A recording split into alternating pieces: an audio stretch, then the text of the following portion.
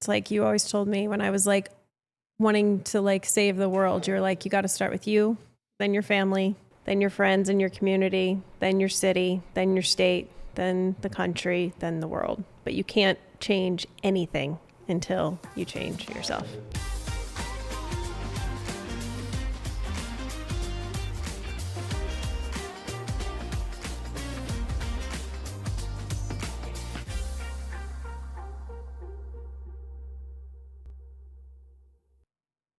What a week. Mm-hmm. This is the week that Charlie Kirk got shot. This is the week that those congressional hearings about aliens and UFOs being actually like verified. Mm-hmm. This is the week of more school shootings. This is the week that I've never been more certain that the way people are living their lives in this country is broken. It's also the week that girl got stabbed on a bus and everybody watched the video for entertainment. It's easy to sit here Mm. and be like an armchair quarterback, you know? Like, oh, I would have done this, or like, we're not in it, but we are. Mm-hmm. I mean, our 13 going on 14-year-old daughter is having conversations about the whole thing in school, and depending upon what their parents believe in, even though these kids don't vote, they don't do anything, they're having these arguments, and it's just, And it's breaking up friendships in school, in teens. there's so much irony here Mm-hmm. that I believe nobody wants to take accountability for. Right? There used to be the game of like, I don't want to choose a side. And I thought those people were the weakest, most cowardice people because they didn't want to take a stand. Mm-hmm. Now I believe that that is the most courageous place to be, because when you refuse to validate either side of any issue, and there's many, Mm-hmm. you're inviting attack from both sides now. Oh, no doubt. You are the loneliest. And to actually pull yourself back and be like, do you not see that it's not working? Are you so fixated on being right? Are you so fixated on validating your beliefs that you may not have even come to on your own? Mm-hmm. That you can't take a, what do you call it, scope? Get scope on the situation, yeah. A zoom out? Mm-hmm. You know, I just did a post about how the way people are reacting to this shooting Mm-hmm. is all the proof we need, the example we need to understand why we're in the position we're in. Yeah. Like, we're reacting to the thing that we're saying is unacceptable in a way that just makes it more likely to happen again. Exactly. And we're surprised that it just keeps happening over and over and over again. It's become this pattern, this domino effect in the wrong direction. Mm-hmm. Everyone is so justified. You know, I did a post yesterday, and it's interesting. I don't know. Maybe your friends feel like this with you, or maybe people who like know you but don't know you that well. I don't think people know what I am. Yeah, I don't think people do, because I feel like, you know, we're obviously very vocal about our opinions and our stance on a lot of things, but I don't think we're either one extreme. And we're multi-layered. Mm-hmm. There's multitudes there. Like, you have depth. You have the ability to be like, you know what? I have my own thoughts. I have a sovereignty. But I feel like most people are like that. They just get on that one thing and then they go all in, right? Like, Do you believe, I used to believe that people who could see through the nonsense were the majority. That Mm-hmm. them together, the middle, you say, Mm-hmm. was greater than the extremes. Do you still believe that's No. the case? Me neither. No, and I feel like it's because I feel like social media has a lot to do with it. The access that we have to information. You know, I read this post and right after, you know, the assassination, and it was very much like we as humans are not meant to see somebody getting stabbed on a bus and the guy walking around, and yet it's all over the internet. Or we're not meant to see somebody get shot in front of a crowd. Like, humans are not meant for that, and yet it's being circulated on social media. So how does and that on the have internet. explain to me how that question I asked you, how that plays in? Well, You think that forces people to become extremists? Yeah, absolutely. Okay. Because it's a trauma response, right? That's and fair. it ignites something in people that is like, now they're gonna like go full on out. Like, imagine, we've been talking about this, and it's like these people have these beliefs, and it's on both sides. It doesn't matter. I'm not talking about the right or the left or anything that has to do anything. But when one person has a belief about something so strong, and then it happens to them, right? Like, it's like how everything could shift so quickly. And it's like, wait a minute. And then you just made a post on it. You're like, what did you say? You said something about how it's interesting how all of these people are fighting for their own, like, what did you say? You said They're weaponizing their beliefs. They're weaponizing their beliefs. Yeah, so And it's on every level. a lot of people didn't know who Charlie Kirk was. I had no idea who it was. Right? And so now I watched him a couple times on like Bill Maher. it's just an excuse. Mm-hmm. It's like a powder keg. It's already brewing, and it's like, all right, now I could justify my position. It's disgusting on both reactions, right? Like, and then, this is like, I'm completely opening myself up right now to be attacked by both sides. Like, I did a post, like, I had someone from the left just attack me, and I was like, I didn't even like Charlie Kirk. Like, it was unbelievable, but I got to feel like the other side. And I'm like, shit, if this is the way the left is attacking the right, I would be defensive too. Well, and it's exactly. It's like there's people that are celebrating, which is wrong, and then there's people that are going after it. Like, it's wrong on every account. So I'm going to simplify this before we get into how this plays into the way we want to live our life and the way we have our marriage together. Mm-hmm. But I'm going to simplify this on a lighter tone. I grew up a Yankees fan. Mm-hmm. Okay. And when you're a kid in elementary school, especially, maybe middle school a little bit, your biggest rival, the one you talk shit back and forth with, your friends, were Mets fans. Because you're both in New York. Mm-hmm. And it was like, who do you like? The Yankees or the Mets? Yeah. Right? That was the rival. Yep.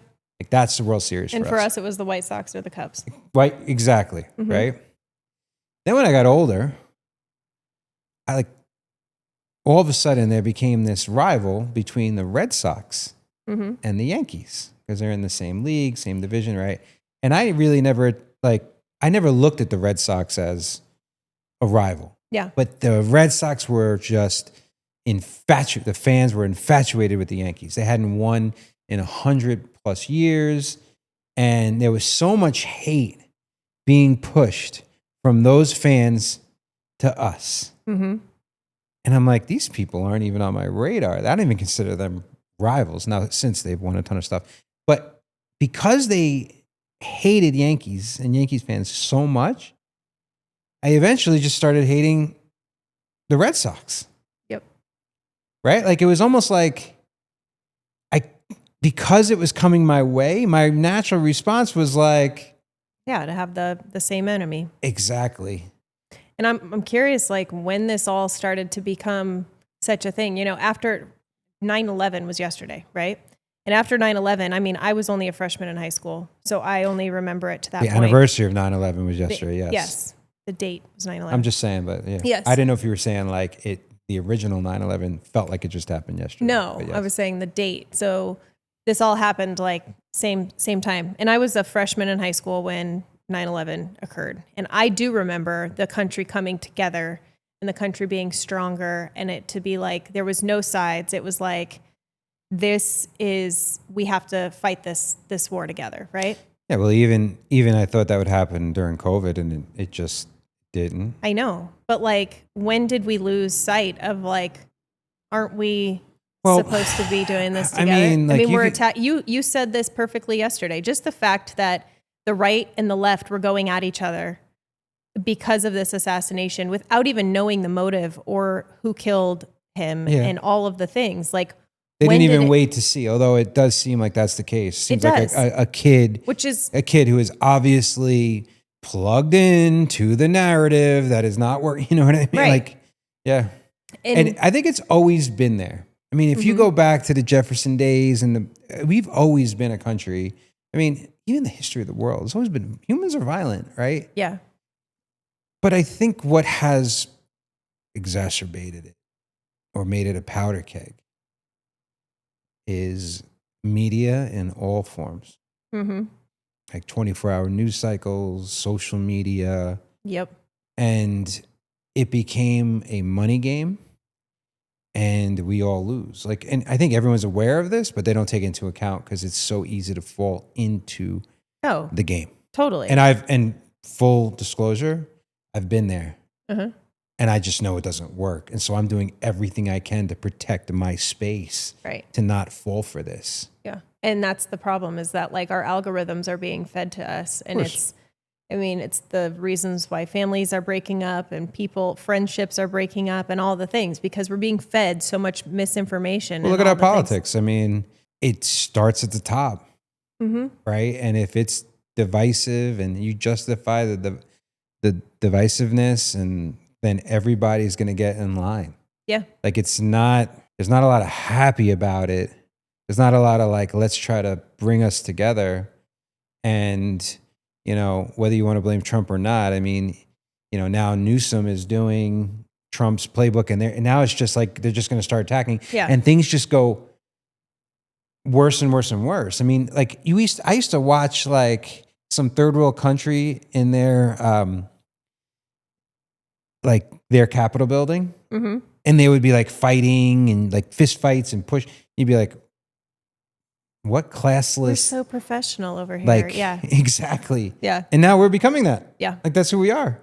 And so this is why we are going through such a spiritual and transformational and being present, like a humanist spirituality moment here of transition, because even before this happened, we were already full, like over full of all of the things that we're dealing with on a day-to-day basis. Like it is too much. Yeah. And I think people are tired. They're Yes. fucking tired of this shit. They're tired of worrying for their kids' future. They're tired of, I mean, just yesterday, even after that, like in any which way, like I dropped the kids off and I'm watching them walk away and I'm thinking about like, I'm literally imagining putting a shield and a bubble around them, because I'm like, God forbid some kid or some person goes into that school and does something, like, please just protect my kids. And then I was like, what about all my friends' kids? And I started like wrapping bubbles around all these people. And I'm like, the fact that I even have to fucking do that on a day-to-day basis is like disgusting, you know? And I think people are tired. And I think that that's why it's like, as adults, like we are the ones that have to pave this way for this new generation. Like, what are we going to do? And that leads me to like all the stuff that we want to create and build and become. It's not just for us to like heal ourselves and to like do it for us and our friends and our peer groups. It's like the biggest reason for me is for our girls. Well, there's a book called The Fourth Turning, right? And this is a cyclical game. If you want to be completely just like surgical about it, like that's the way it is. Like we have hit our peak, our pinnacle. People lost their way. And this is this, I'm going to call it a spiritual awakening without it having to be Jesus or like everybody. Yeah, it doesn't have to look a certain way. It doesn't have to be a certain way. You don't have to wear like all the fucking shit. Although people are going to argue about that too, right? Well, they're going to find a way to argue about everything. People are waking up. Yeah. People are starting to see. Yeah. And this is the J curve of life, right? Like we're entering a dark time and we are going to be forced to reset. And this is the opportunity. And it's not going to be lovely or delightful. Like it's not. I mean, we're at a point where not only are they lost, they don't have purpose. And what they thought was important is quickly unraveling as no longer important. Trust me, I know. I got rid of the Lamborghini. That lasted like 7 months. Talk about the pinnacle of transactionality, thinking like, this is what will make me happy. not even make me happy. I wasn't even happy. It was like, I was just proving to myself that I'm worth it. This was an inner game that I was like, well, don't need that, right? And so there's a stripping away of this. And when we wake up, then it goes in multiple different directions. If society pulls back from the two options, there's going to be a lot of new options that are going to feel and seem wild. Yeah, which is what we fucking need, right? I'm here and for imagine that. I'm totally here for it too. Like, what does that even look like, right? Like both parties. Makes me think of pull The up- Leftovers, the show. Yeah. Right? Yeah. So there's an old show, Justin Theroux, your boy. You love Justin Theroux. He plays a main character in this show called The Leftovers. I believe it's on HBO. There's a major event where out of nowhere, like half the population disappears. Just in the middle of a day. Yep. There's car accidents because of it. You know, someone goes to put their baby in the car and then they come back and the baby disappeared. Some people lost their whole family, wiped out. Yep. Some people's entire family, and they don't know why. They don't know where they went. There's no reasoning. They don't know if it was a extraterrestrial thing, if it was a spiritual thing. Like, no one could figure it out. Yep. And so the most interesting part of the show, which went on for like 3 or 4 seasons, is how people dealt with the event. Right? Do you remember all the different types of ways? I totally do. I don't want to give too much of it away, but there was some like that went into like a very religious aspect. Then there were some that went into more of like a culty, what we would say as a cult. There were some that went completely silent. There were some that felt super guilty that their families were gone and they were still here. I mean, there was some people that went all the emotions. wild, Yeah, heathen, yeah, right? It was insane. It was wild. And I believe we're kind of there. I do too. And that makes me hopeful. It's just how much pain and suffering are we going to have to occur or go through in order to have this rebirth? Because this is what it is. This is a death and rebirth process. And do people really want to spend their time? I mean, I saw like, I don't even know what the news thing was, but I saw the word nuclear, right? And all of a sudden, everything changed for me. I was like, you know what? Fuck it. Like, why are people wasting their fucking time on social media talking about anything? They should just be enjoying their relationships and their kids and like the sunshine. Like, what if we don't even have tomorrow? And here we are fighting against each other and we're hating against each other. And it's all this shit when none of it could fucking matter tomorrow. It's kind of a beautiful paradox, though, how we're the problem and the solution. Yeah. And how we sabotage our own light. I feel such a sense of connection to something greater than me, more than I ever have in my life.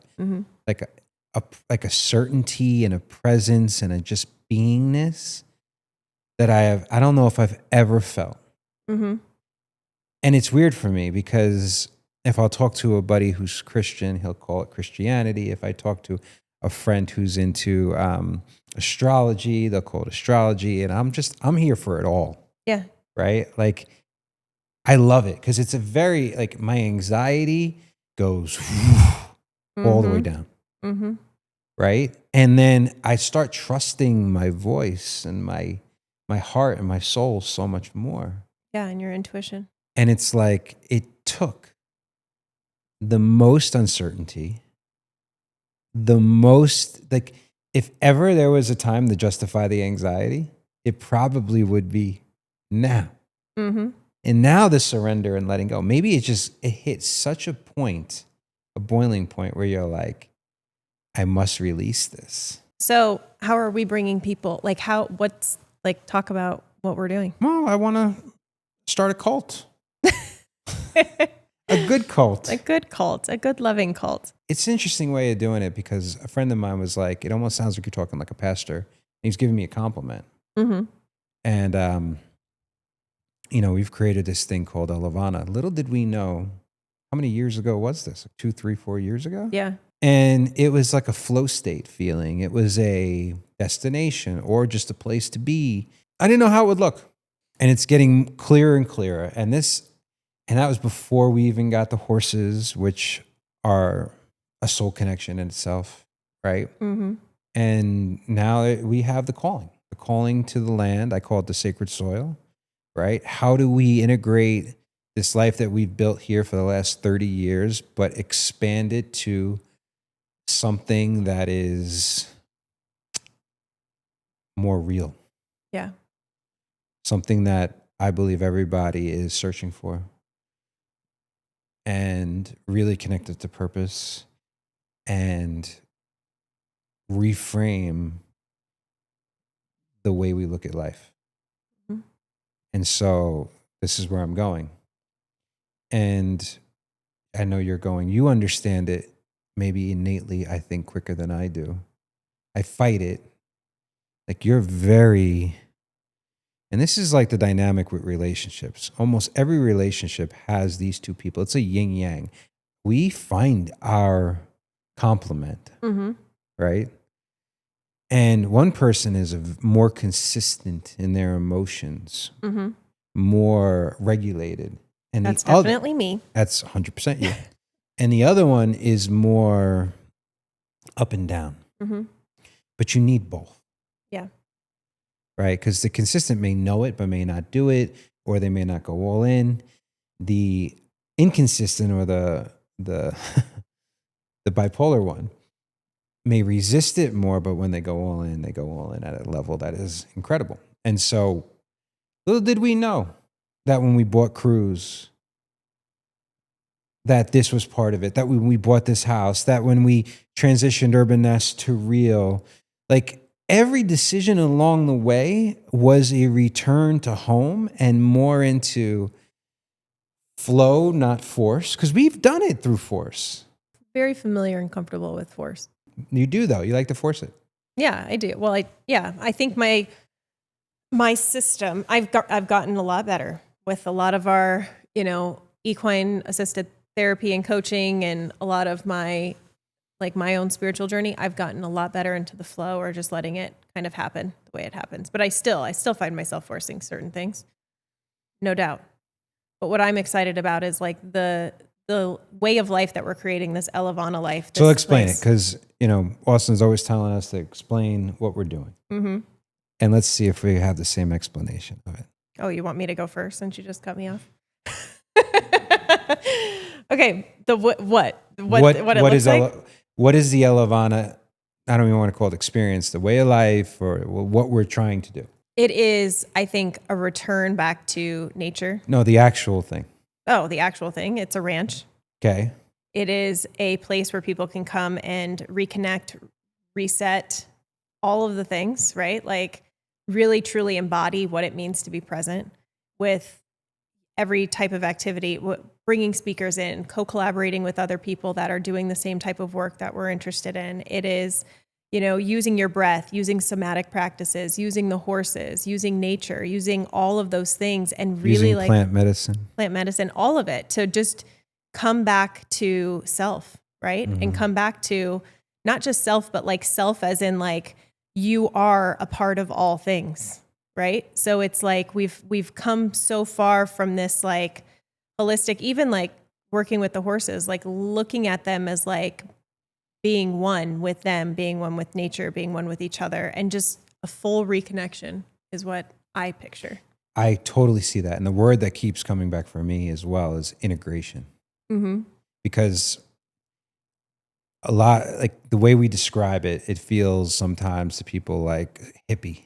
Yeah. Right? You're like, oh, you're going to go off grid. You're just going to disconnect from the world. And that's not the case.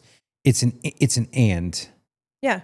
Right? And the difference between us and like the people that have done this in the past, which I'm taking nothing away from because we love those people and we want to co-collaborate with those people, right? Yes. But the quality that you and I have that I think is different from a lot of the people in the spiritual world is like, I'm never going to be the person that like, wears the hats and wears like the gowns and like does these drumming circles and things like that. Like I'm just going to be me and do those things that I enjoy. And that's the benefit. Yes. That's the thing that I love about going to my masterminds with people, because you have people from every different like walk of life, but yet we're like connected on this very, very deep level.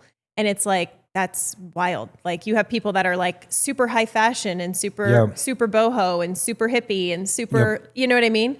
And that's where it's like, let's connect. Like we should be able to. I mean, most of our friends, I would say in Las Vegas, don't have the same political beliefs as us, but when we connect with them on like a true level, like but this transcends political beliefs. That's what I'm saying. But that's what this place is going to be for, because it shouldn't be just about that. And that's what it is right now. Like currently in today's world, that's a lot of what it is. To get to a point where you have so many layers of like thought and experience that you're able to like truly transcend and look at this as this curious, open person and be like, yes, that makes sense. You're almost looking at it as a historian. Totally. Right. And going, ooh, that makes sense. Like this is where it fell apart. And it's and doing it from love.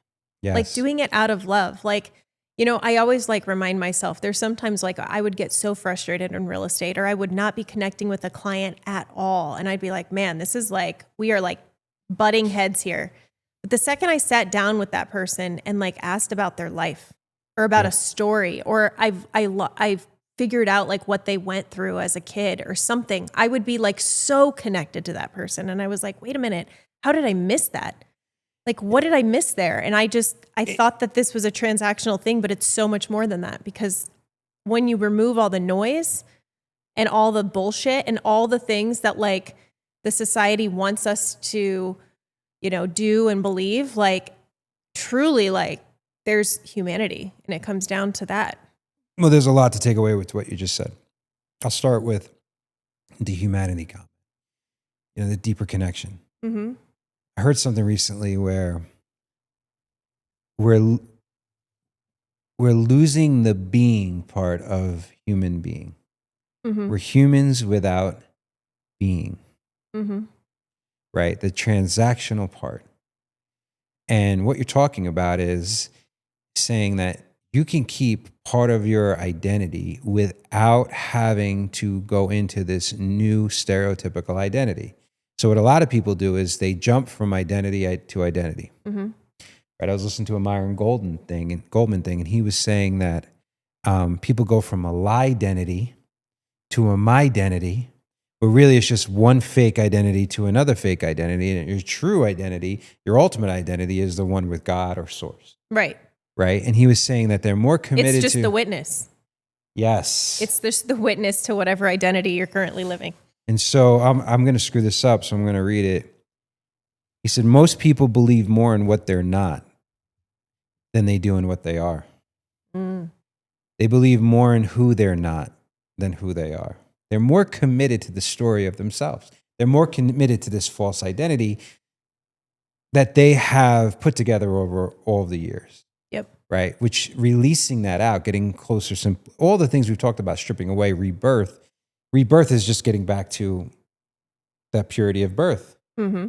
Right? And so what you're saying, and I believe this is a beautiful way that a beautiful thing that you opened up, like a little portal you opened up here, is just because you live and wake up and live a new way that brings you back towards where you want to become, where you started, return home, doesn't mean you have to wear like gowns and do seances. Like it could look so different. Yeah. Like I imagine all the people, I believe we have a lot of range, not because we're chameleons, but because we connect to human beings. Mm-hmm. And so you take like my warrior brothers and your sisters, like on the surface, you could not get more different people. Yeah. Or our equine therapy friends who like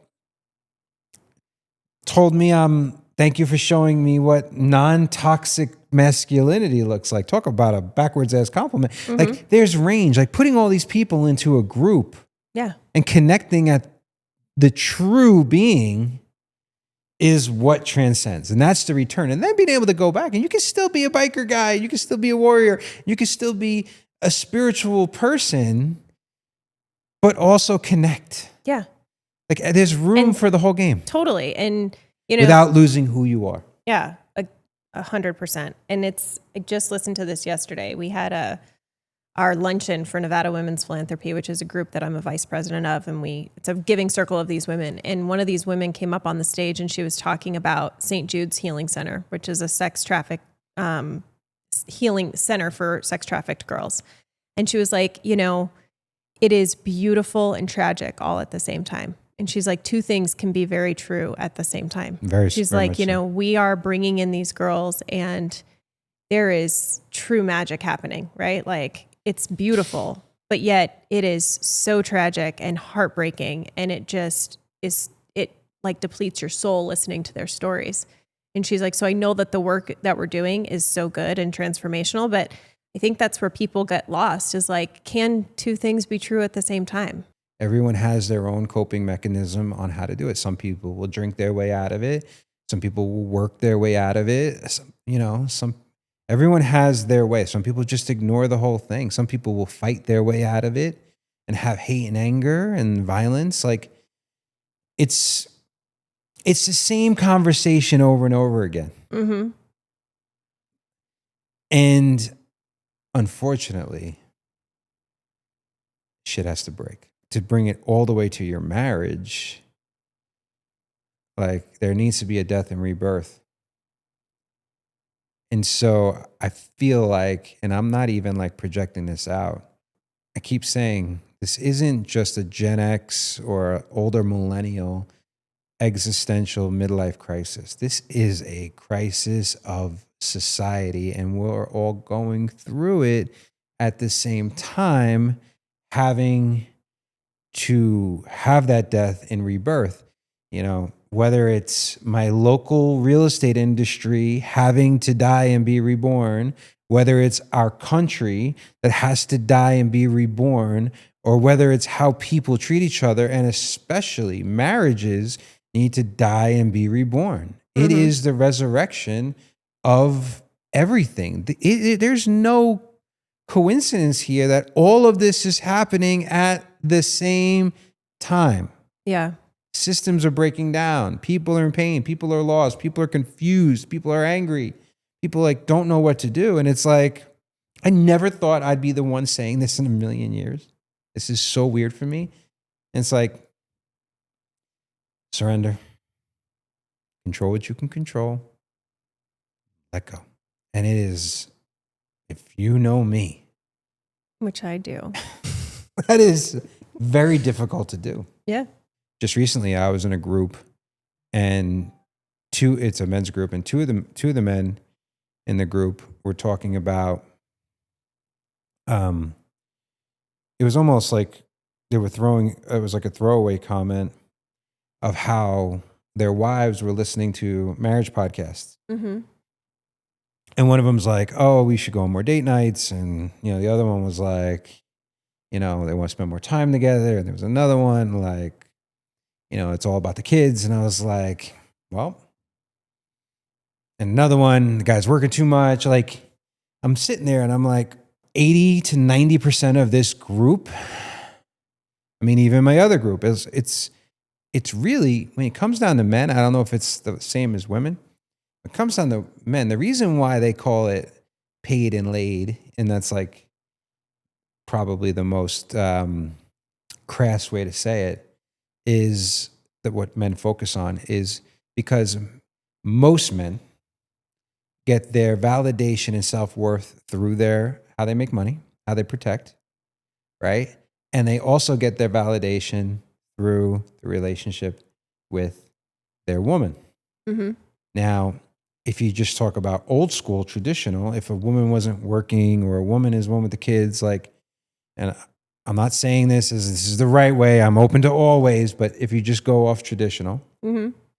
then you could potentially have a woman who's looking for purpose too. So a man's looking through purpose through his business, a woman's looking through purpose, whether it's through business or being a mother or being a wife, right? And if you don't have these two people, if a man it's about money, it becomes transactional. If a woman, it's about just raising the kids and having sex with her husband, that's transactional. And then all of a sudden you wake up and you have no real reason to be excited about life. And then all of these other things are happening at once. Mm-hmm.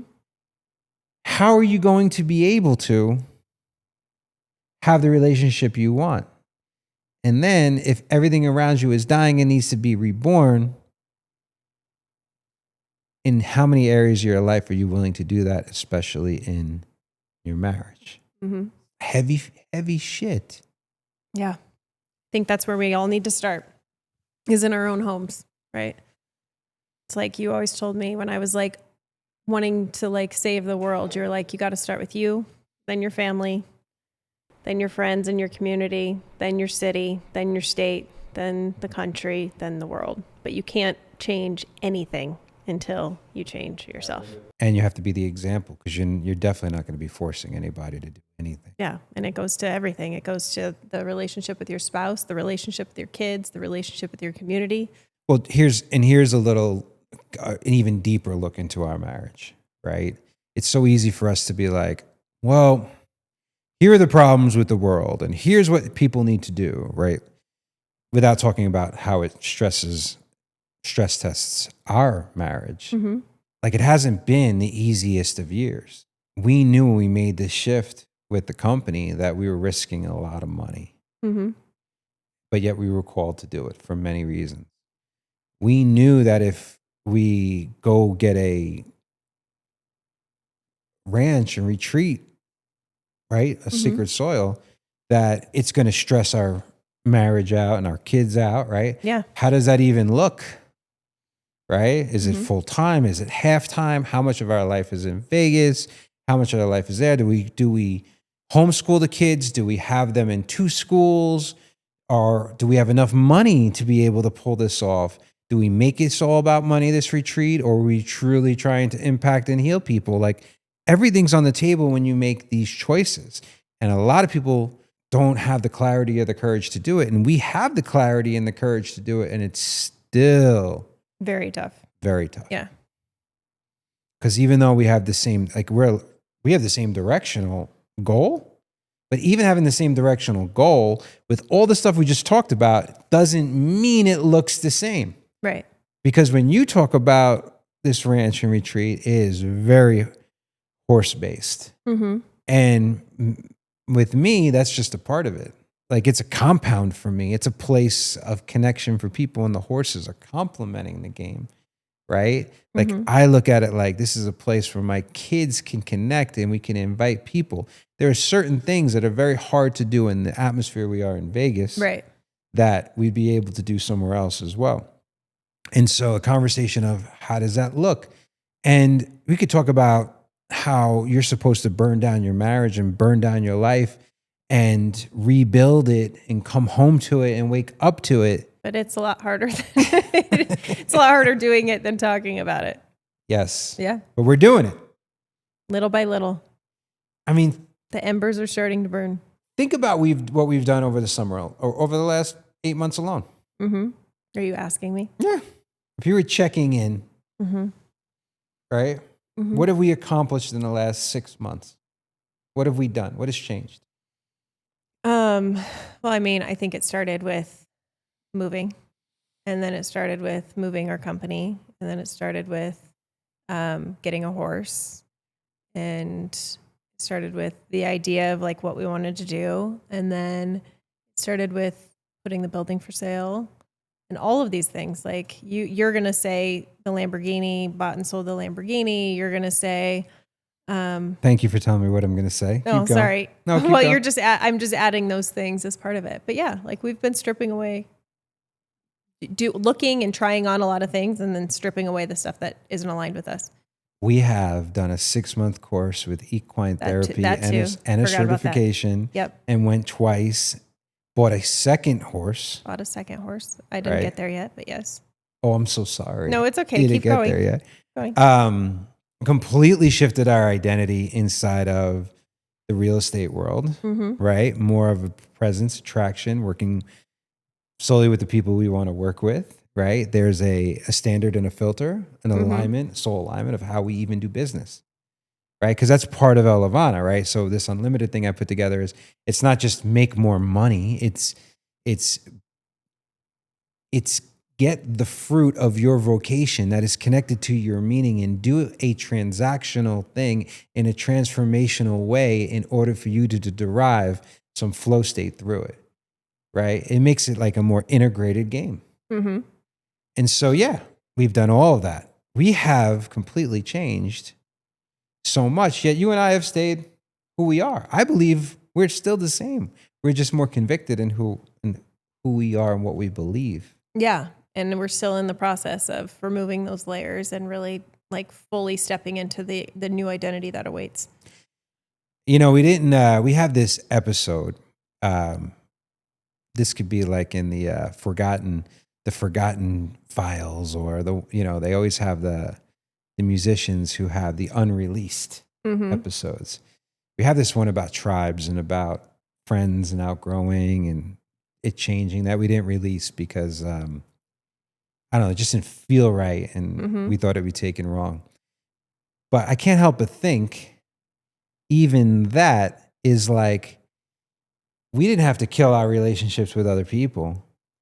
We had to let who we were and how we showed up to them die in order for some of those relationships to be reborn in a totally different frame. Yeah. In even a little different frame, right? And that, or just how we have nothing to do with the other person, how we want to show up. You got it. In the relationship or in our own life.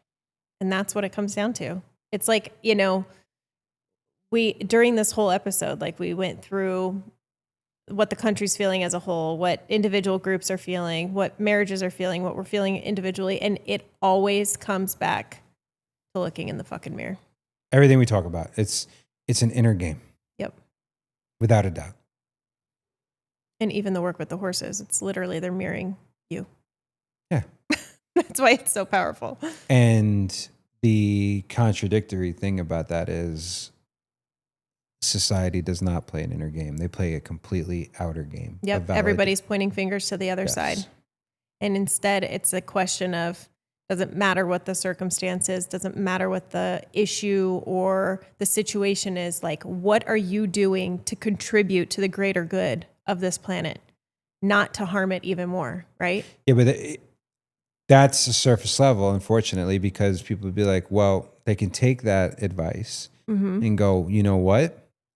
Well, him getting shot makes me believe that I got to go do something bad or go all in. That's the wrong question. The question is like, why am I feeling the way I feel? Why does this matter to me? Why am I so angry about it? Why do I have the beliefs? Do I believe in everything that the right believes? Do I believe in everything the left? To be a truly sovereign individual, like independent thinker, you have to really try on every thought process and then filter it through a hopefully unbiased mind. Right, which it's never going to be fully unbiased, right? No, because we've all had our own stories. 100%. We all have our own identities that we're putting it through that filter. And that's what comes out. But I think... But you got to be curious. You got to be open-minded. You got to be willing to deal with some uncomfortable truths, some inconvenient opinions, and really be like, why do people, I think my superpower is I'm really like a 2-year-old that's learning to talk, or a 3-year-old where they're that's like, just curious about both. Why? Both. Why? Yeah. Why? Well, and I challenge my own thoughts all the time. And I get myself wrapped up in but the sign of genius is being able to argue the point of two different sides. Like, are you calling yourself a genius? I'm not calling myself a yourself genius because the sign of genius is also being a psychopath. Well, that fits.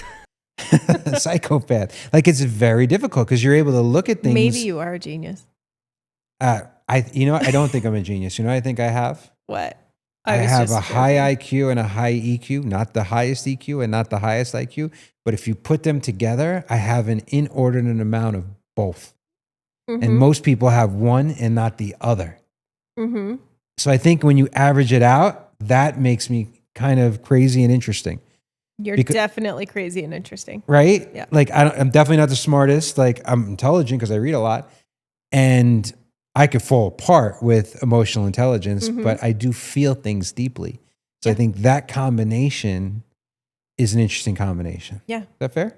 It's completely fair. And for the people that are like, oh, he's, whatever their opinions are going to be their opinions. But like, it is beautiful to see, like, you're obsessed with books, and it's beautiful to see that you will get books from every religion, every source, every type of political party, and you will just read and take it in. So the thing that you're saying, like what you're telling people to do, like putting it through their filter and like really deciding like what are your own beliefs and what are your own thoughts, and like come up with your own thoughts, you are doing. Like you actually embody that aspect. Which, And I'm not using it for a manipulative way. no. I truly want it to help And you people. want to help the world. I think you're very curious too. But I am very curious. I probably do hold on to certain things a little bit stronger than you because I'm not as versed in really finding out so much about a certain topic. And so when I do, I'm like, I'll hold on to it. I will grip onto it. So I am guilty as charged, as a lot of us are. But I feel like the thing that I have that I don't feel like is being seen right now in the media or in social media and in people's thing is like, I am not going to sit there and point fingers at another group or party or anything. And we've been there. We've fallen for that trap. Yeah. You know, COVID really pushed Yeah. my beliefs too, because I didn't really want the shot. And I was scared of getting COVID and I was scared of getting the shot. Like, this is what it comes down to. You want to be honest? It's all fear-based. Oh, It's it's all 100%. fear-based. I agree. And then you finally make a decision and you want to justify your decision and you feel attacked. Yeah. Like, By the other side. And then you're like, well, wait a minute. Maybe there's no wrong answers and you're not kumbaya, but you get what I'm saying? But we could coexist and have an ability to think differently than somebody else and still be like, we're still human. Let's take it a step further. Maybe you could just be like a super like open-minded person who's intelligent and goes, I don't really feel comfortable with that vaccine, but I feel comfortable with that one. I'm not really sure about that peptide, but I feel comfortable with that one. I'm not really sure with Eastern medicine or Western medicine, but I'll take a little bit of it both. Maybe there are many options, and I don't have to really choose this binary black and white way of looking at it. Maybe instead of voting all Democrat, you look Vote at what the actual people are standing for and you kind of go along with what your own beliefs And that are. is a truly sovereign individual. Those are the people that I want in my life. Yeah. That's the people I want to attract in, who are just critical thinkers, who are really open to, because there's so much hypocrisy, unintended, that it's like, wait a minute, that doesn't equal that. You know what I mean? So I know we covered a lot. We went through it, and it's a little of a primordial soup, but I believe the unifying theme is that there isn't one answer, and that maybe the answer is exploring the fact that there's more than one answer, that there are a lot of alternatives on how to do this. But the two biggest thing is you have to be open to those alternatives to try, and you must start inside. And with yourself.